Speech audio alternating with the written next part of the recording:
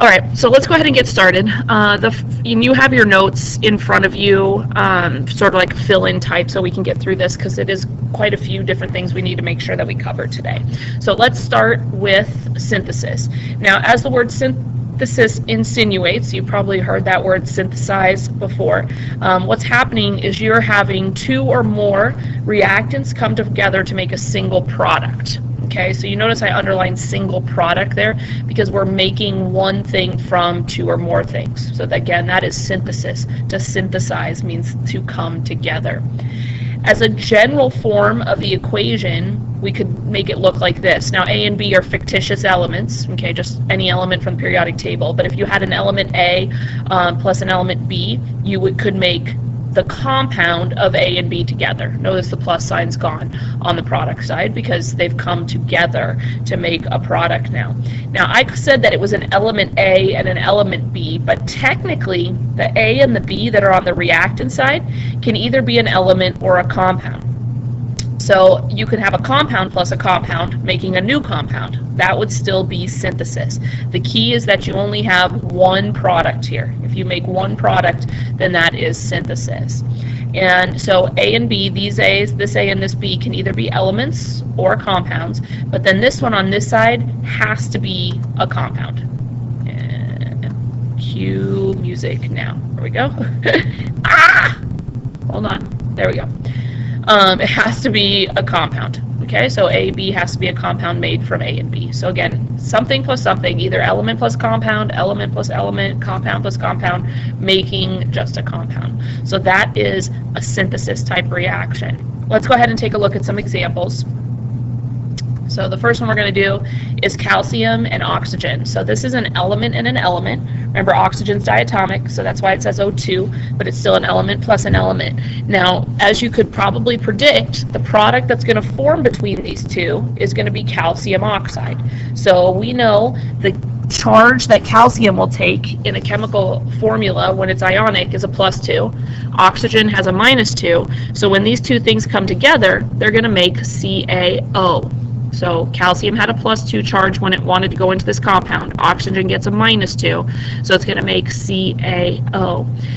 Notice it's not balanced though, so one more quick step to balance it. We'll put 2's in front of the Ca and then a 2 in front of the product, and that would balance that equation out. Now, you may have needed to do that trial and error. You may have needed to do that math way. I'm not going to really focus on the balancing part in these examples, but I will show you excuse me. Now, if I was really good at video lessons, I would edit that out, but I'm not good at it. So I will show you the balanced ones on all of these just so that you get used to making sure that they're balanced, but we're not going to focus on the balancing part during this lesson. All right, so that's one that you should be able to predict the products because that's an ionic compound that forms from a metal and a non-metal.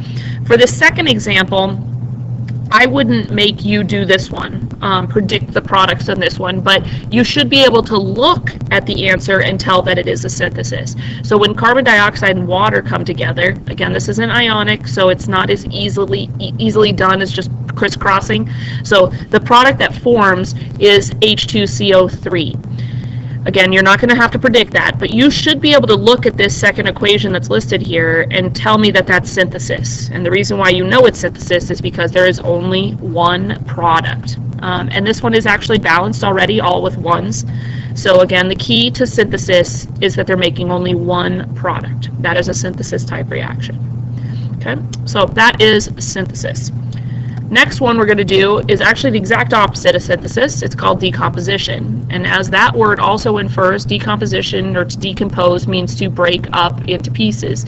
And that's what's happening in a decomposition reaction. If you have one reactant breaking into two or more products, that is decomposition. So again, one reactant making two or more products. So synthesis was one product, decomposition is one reactant.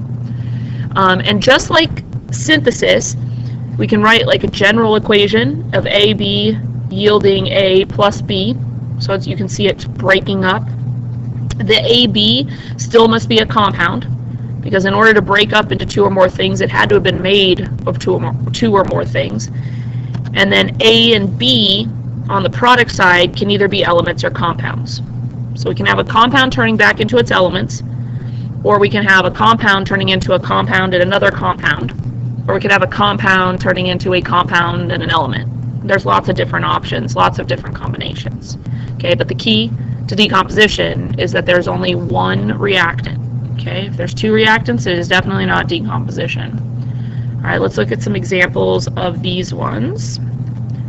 So H2O. Now, some of these, if it's the compound decomposing into its elements, I expect you to be able to do. So for example, on this one, if I gave you this one and asked you what the products were that would form, you're decomposing this compound back into the elements it was made of. So the elements that water is made of are hydrogen and oxygen.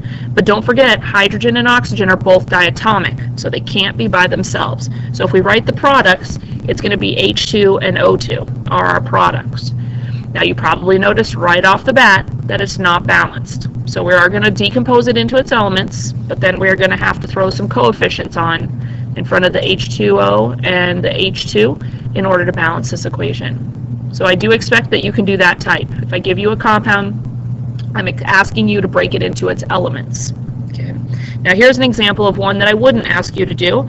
I could give you the answer and ask you what type of reaction it is, but I wouldn't ask you to do this one on your own, because CaCO3 doesn't break back up into its elements. It breaks that up into two compounds, and those compounds are CaO and CO2. So for this one, I would expect you, and this one is balanced, you can see that, I would expect you to be able to look at this equation, the second one that I've given you here, and tell me that that's decomposition. I wouldn't expect you to tell me how to make the products, but I would expect you to be able to tell me that's decomposition. And the reason why you know is because it only has one reactant. So if you have one reactant becoming two or more products, definitely going to be decomposition. Okay? So that's synthesis and decomposition. Again, they're pretty much the exact opposite of each other. Synthesis, one product; decomposition, one reactant.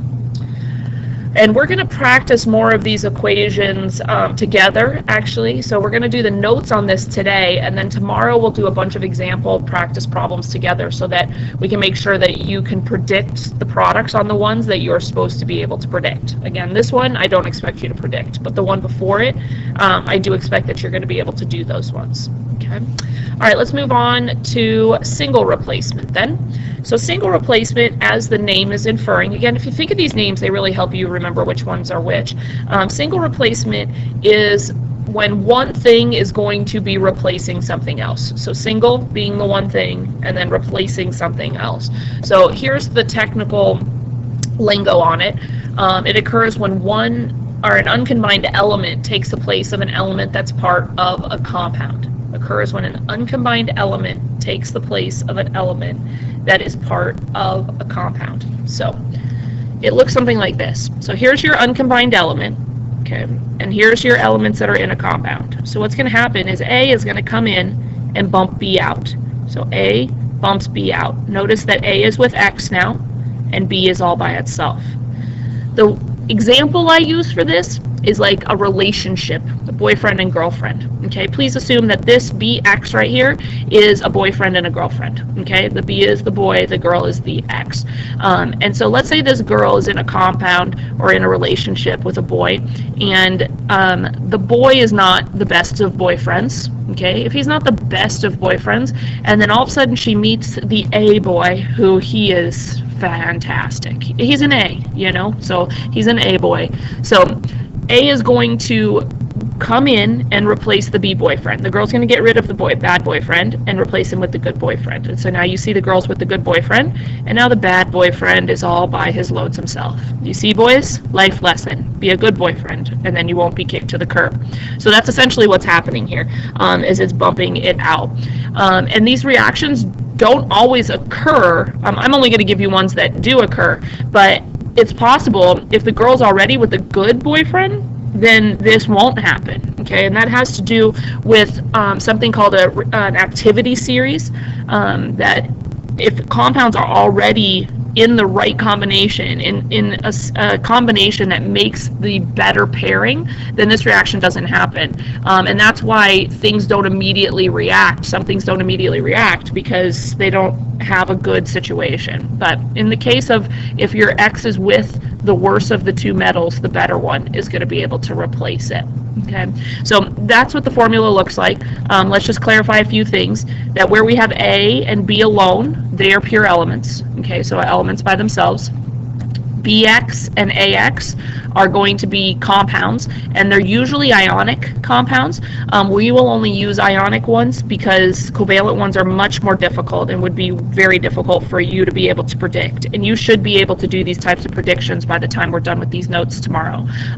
So a note, just kind of note in your head that AX and BX are going to be ionic compounds for our situations that we are going to be using. And very important, as you can see, because I did it in yellow, is that these are ionic. So you want to definitely be using your charges and balancing your charges. And again, we're going to practice a bunch of these tomorrow. I really want to be there for that part of it, but I need you to get the basic ideas down of each type of reaction. Okay, so that is what single replacement's all about. Let's look at some examples. Sorry. Oh, look, how exciting. See how important it is? I made it flip around. All right. All right. Come on, computer. Thank you. So examples of single replacement. So let's say we had Mg and CuSO4. So magnesium's the good boyfriend. Copper is the bad boyfriend that's actually with the girl, which is SO4. So SO4 is with this bad copper, and all of a sudden she meets magnesium, and it's love at first sight. So she's going to bump out the copper and put copper all by himself, and then magnesium will be in the compound with her. So you see copper is now all by itself, and the magnesium's in the compound. But remember the part I told you about balancing the charges. When this new compound was formed, I had to re-account for their charges. So we know sulfate is a -2. Look on the periodic table, you see magnesium's a +2. So +2 and -2 will end up canceling each other out, and you end up with MgSO4. So you do have to account for your new compound. Also notice copper by himself, this magnesium by himself, they don't have charges. You only have a charge if it's in an ionic compound, and then you use it to crisscross. So no charges are shown on those pure elements. Okay, they do not have a charge because they are not part of an ionic compound. Okay, so that's the first example. Here's another example. So we have Fe and CuSO4. So Fe is going to bump out the Cu. Metal always will bump out the other metal. So Cu will be by itself now, no charge on it. And FeSO4, so the Fe crisscross, we end up with SO4. This one was a little harder because iron's actually one of our variable charge metals. So I couldn't have asked you to predict this one because you can't tell based on this over here what charge it was going to have. So I actually wouldn't have asked you to predict this one because of that. But this is the product. So Fe's going to bump out Cu. Cu will be by itself and make FeSO4. And again, that one's balanced, so we don't have to do anything special with it. Now I want to show you this one. This is similar situation, but guys, those of you who have been wondering why I'm saying that you're the bad ones, okay, here's an instance of the other way around.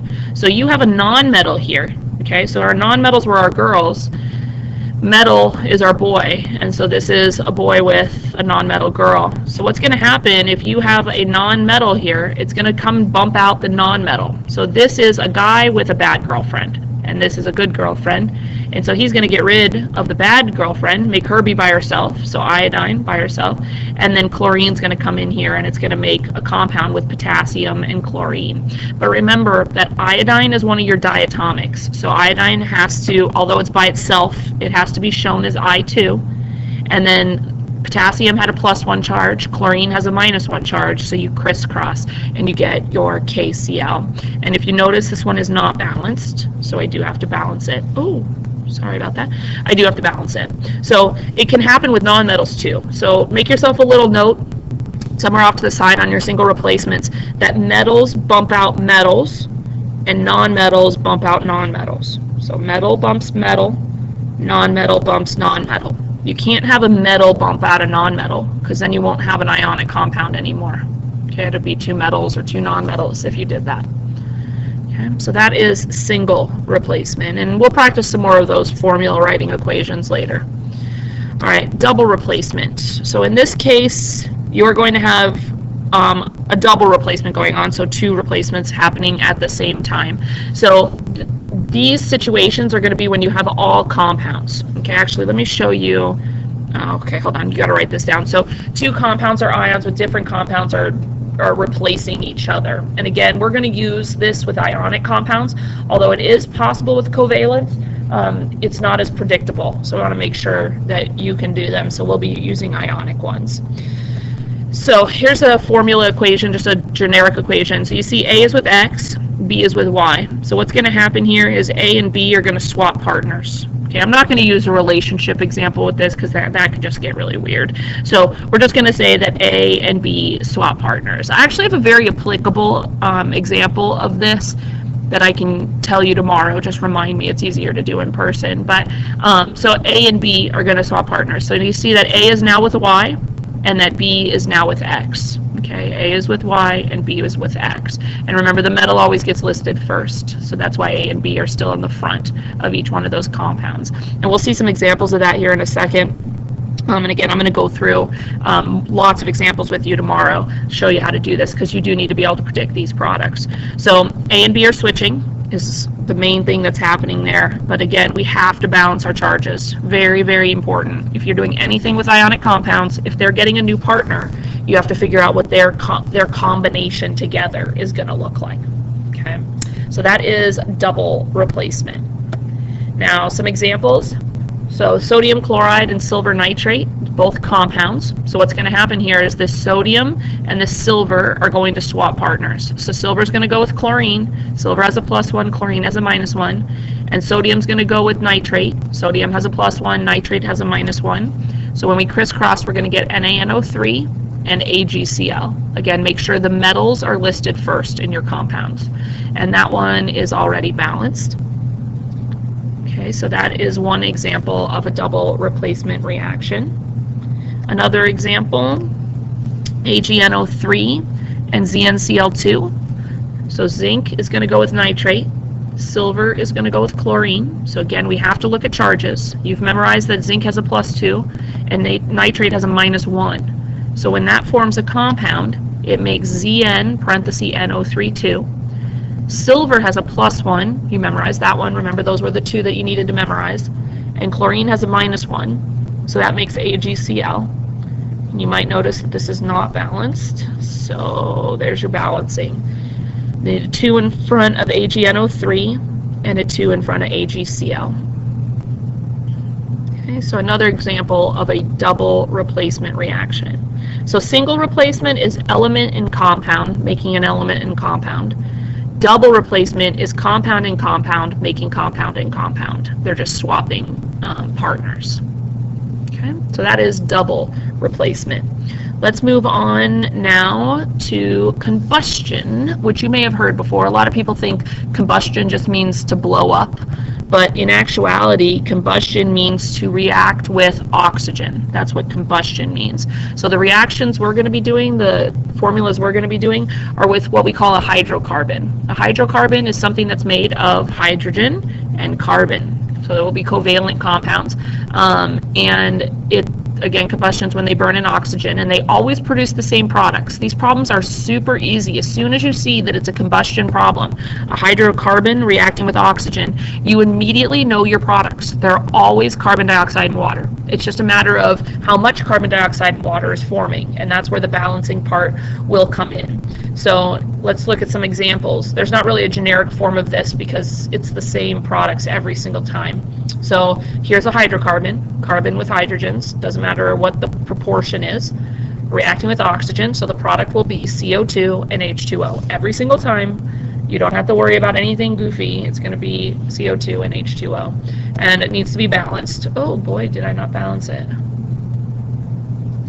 Why wouldn't I have balanced it? I don't know why I didn't balance it. You might have a different example on your paper. I don't know. Okay, let's do this one. Not sure if you had a different example, and this one would need to be balanced because it is not balanced. So make yourself a note that it's not balanced. We'll come back to that later. Okay, so this one, C2H5OH. Again, Notice hydrocarbon. There's also some oxygen and hydrogen in it, or extra hydrogen, but it doesn't matter. It's got hydrogens and oxygens and carbons. It's a hydrocarbon, and it's reacting with oxygen. So the products, CO2 and H2O. Well, hello, there is the balancing on the last problem.